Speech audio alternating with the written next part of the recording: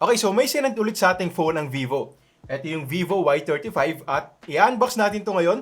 Pag-uusapan natin yung specs at syempre pag-uusapan din natin yung presyo sa dulo.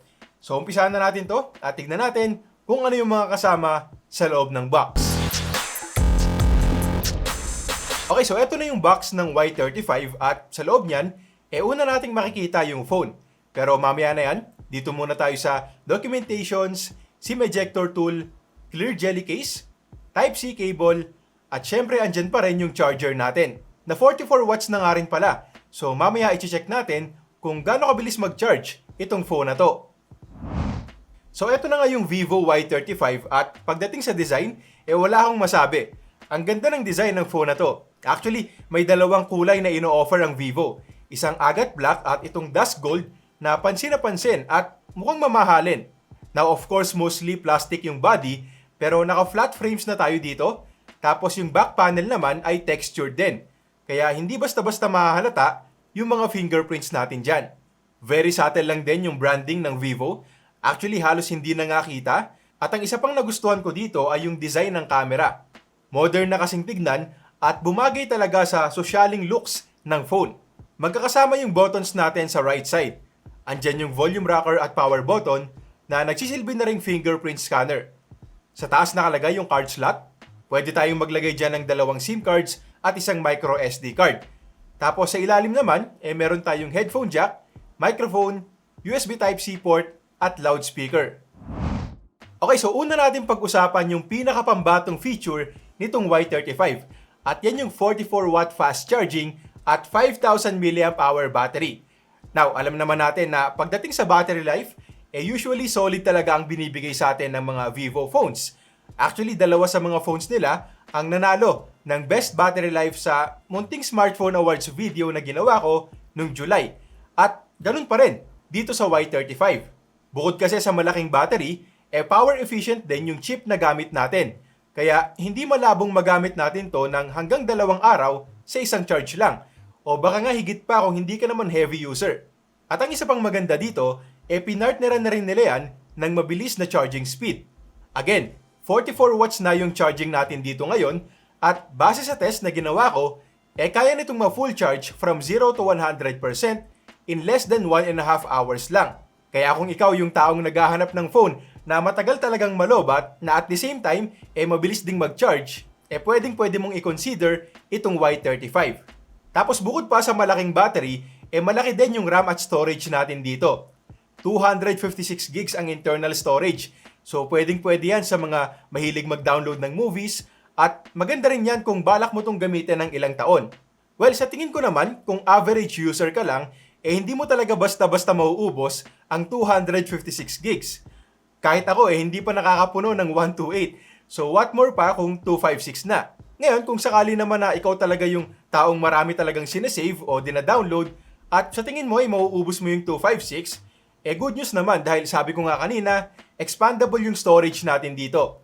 May card slot tayo na pwede nating lagyan ng hanggang 1 terabyte na micro SD card. Now, balikan naman natin yung RAM or yung memory. 8 GB ang physical RAM natin dito. Sabi ko nga kanina, malaki yan. Pero mas pinalaki pa ng Vivo dahil sa extended RAM 3.0.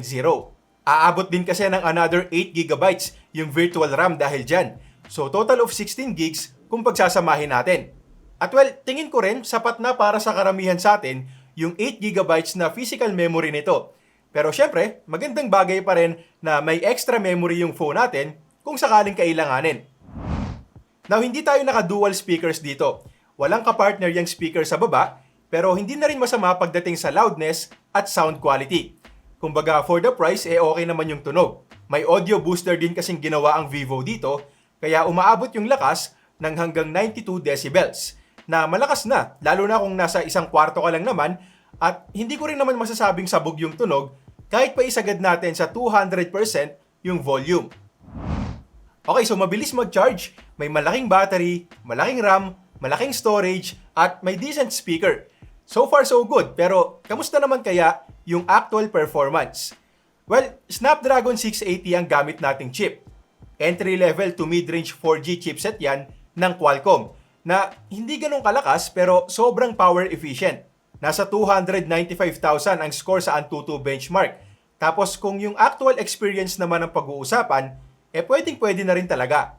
Hindi naman yan malag sa mga social media apps like Facebook and Instagram. Wala ring problema pang sagot-sagot ng mga emails or pang online class. At pagdating naman sa gaming, syempre may mga tinest din tayo. Una dyan ang Mobile Legends. At dito, makikita natin na optimize na itong game sa Snapdragon 680.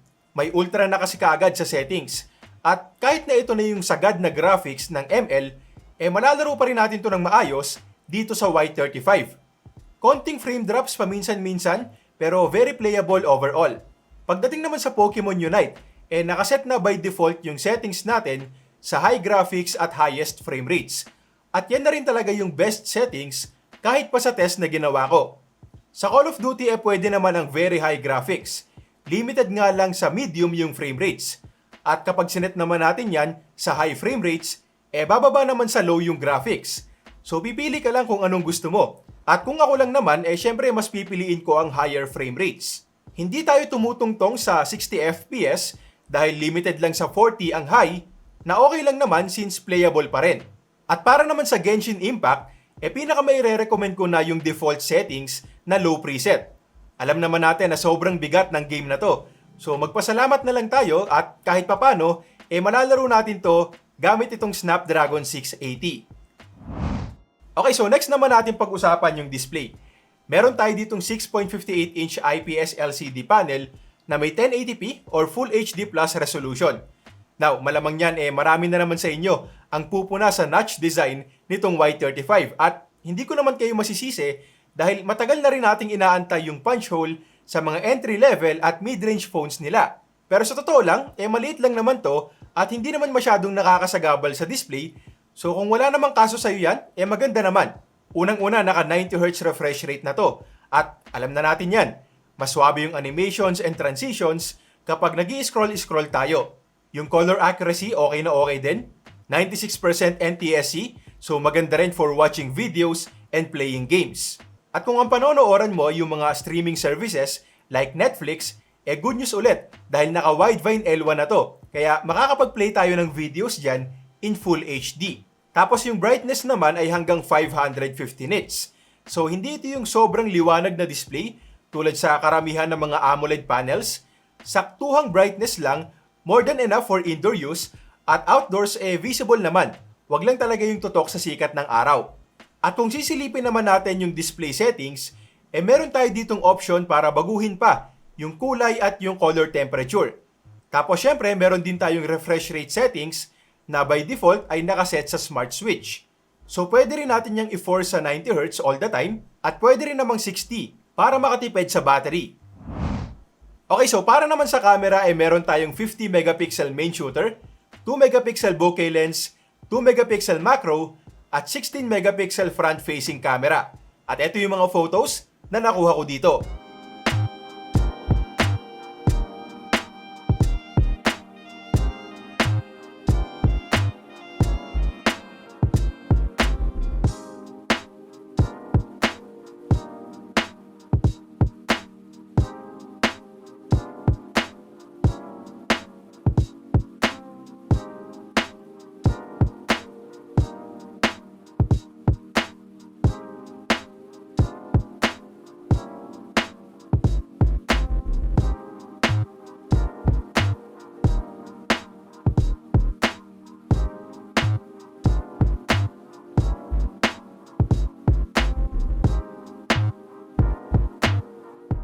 Ito naman yung video quality gamit ang front-facing camera nitong Vivo Y35.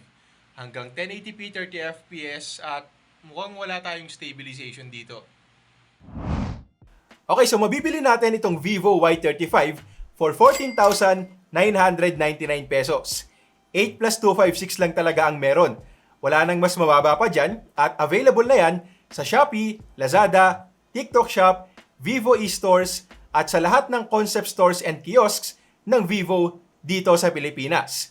Tapos kung online ka bibili, makakakuha ka pa ng free dito SIM card at TWS from Vogard.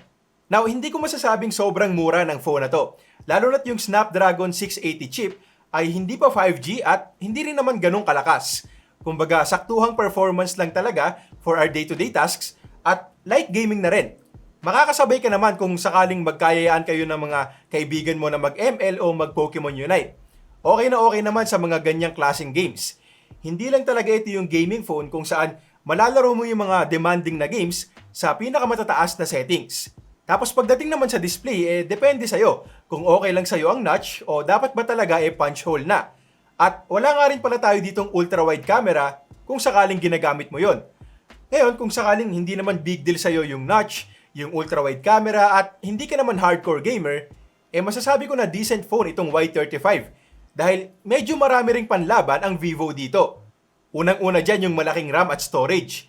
Again, 8 plus 8 GB yung RAM at 256 GB yung storage, kaya ready yan sa pangmatagalang gamitan. Naka-Android 12 na rin out of the box, tapos yung mismong quality ng display ay hindi na rin masama. May decent brightness, decent color accuracy, at naka 90Hz refresh rate na rin. Isama pa natin dyan yung design na mukha talagang pang-sosyal. At ang pinakapanlaban pa nito ay yung makunat na battery na may kapartner pa na 44-watt fast charging. Definitely worth considering kung battery and charging ang pag-uusapan. Pero syempre gusto ko ring malaman ang opinion nyo dito. Anong tingin nyo dito sa Y35 for 14,999 pesos? Comment kayo dyan sa baba at i-comment nyo na rin kung ano yung mga bagay na nagustuhan at hindi nyo nagustuhan sa phone na to. Kung sakaling meron man. Okay, so yun na muna para sa ngayon. Kung nagustuhan mo itong video, click mo naman yung like at subscribe. Follow mo na rin kami sa aming Facebook, Instagram at TikTok accounts. At para makita mo yung paborito kong phone from Vivo, click mo lang tong video na to. Again, ako nga pala si Mon. Maraming salamat sa panonood at next time ulit. Peace!